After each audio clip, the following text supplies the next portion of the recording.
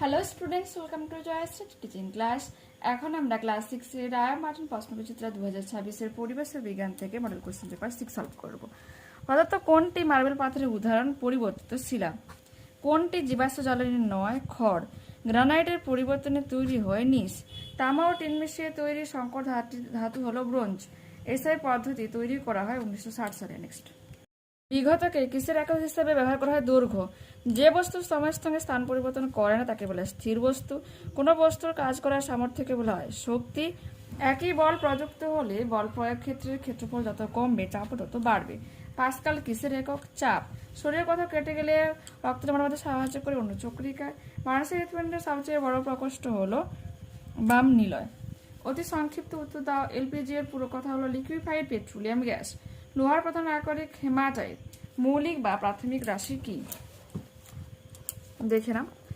যে রাশিগুলি গঠন করতে অন্য কোনো রাশির প্রয়োজন হয় না, অর্থাৎ যে রাশিগুলি পরস্পর নিরপেক্ষ এবং যে রাশিগুলিকে উপযুক্তভাবে ব্যবহার করে অন্যান্য রাশিগুলিকে গঠন করা হয় তাকেই বলা হচ্ছে কি? মৌলিক রাশি বা প্রাথমিক রাশি। এরপর কি রয়েছে? আয়তন কাকে বলে? 147 পেজে রয়েছে।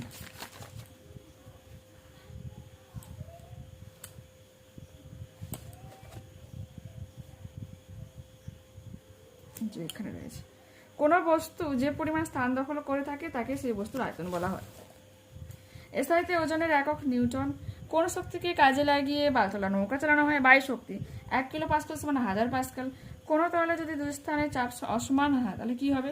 তরল উচ্চ চাপ থেকে নিম্ন চাপের দিকে প্রবাহিত হবে। মানুষের বুকের মাঝখানে অবস্থিত স্টারনাম। হাঁটুতে বা কোনোতে কোন প্রকার স্টেশন থেকে? হিঞ্জ সন্ধি। পাললিক শিলা কিভাবে তৈরি হয়? হ্রদ, নদী, সমুদ্রের জলের নিচে পলি জমা হয়। ধীরে ধীরে সেই পলিস্তর মাটির নিচে চলে যেতে থাকে।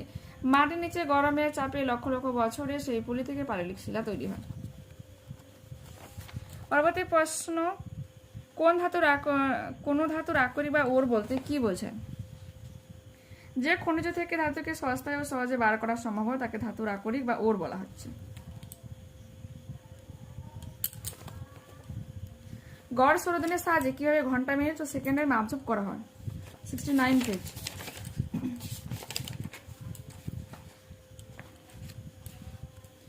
গড় সৌরদিনকে আমরা 24 দিয়ে ভাগ করলে পাই 1 ঘন্টা। 1 ঘন্টাকে 60 দিয়ে ভাগ করলে পাই মিনিট। আর 1 মিনিটকে 60 দিয়ে ভাগ করলে হয় সেকেন্ড। আর গড় সৌরদিনটা তাহলে কি? সারা বছরের সৌরদিনকে যোগ করলে যোগফলকে 365 থেকে ভাগ করলে যা পাই সেটা হচ্ছে গড় সৌরদিন।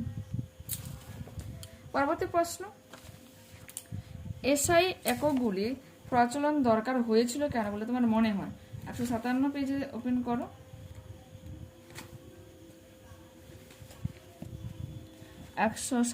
Question number 151।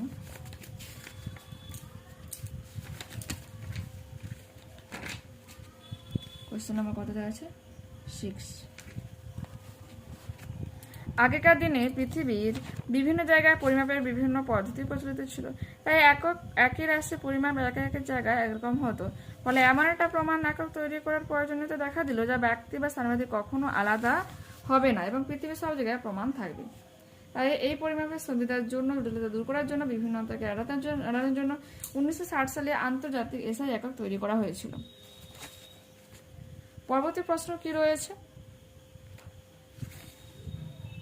পৃথিবীতে সব খাবারের শক্তি উৎস সূর্য, ব্যাখ্যা করো। 181 পেজে রয়েছে, দেখে নাও।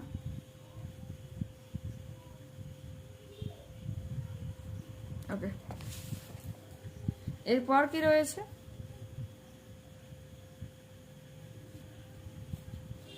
একটি ট্রফিক লেভেল থেকে অন্য ট্রফিক লেভেলে শক্তি স্থানান্তরকরণের সময় শক্তির অপচয় কিভাবে হয়? 94 পেজ ওপেন করো। এই উত্তরটা তোমরা এখান থেকে করবে। আসলে উদ্ভিদের এইখান থেকে পুরো এই যে অপচয় ঘটে, শক্তির অপচয় ঘটে, করে নেবে পুরো এতক্ষণ। নেক্সট, বিছানার পর টান করে পাতা চাদর একটানে তুলে ফেলা যায় না। চাদরকে কিছুটা অংশ বিছানার সঙ্গে লেগে থাকতে চায়, এর কারণ কি? টেক্সট বুকে 103 পেজ ওপেন করো। বলবো যে বায়ু উপর থেকে নিচের দিকে চাদরটার উপর চাপ দেওয়ার জন্য এই ঘটনা ঘটে। পরবর্তী প্রশ্ন কি, নদীর বাঁধে তলদেশ চড়া হওয়ার কারণ? 212 পেজ দেখো, এটা কিন্তু বহুবার অলরেডি হয়ে গেছে, করে নেবে। ধমনীয় শিরা কাকে বলে? 107 পেজ।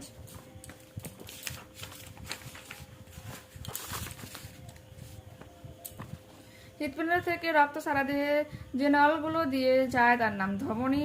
সারা দেহ থেকে নলগুলো দিয়ে রক্ত হৃৎপিণ্ডে ফিরে আসে তাকে বলে শিরা।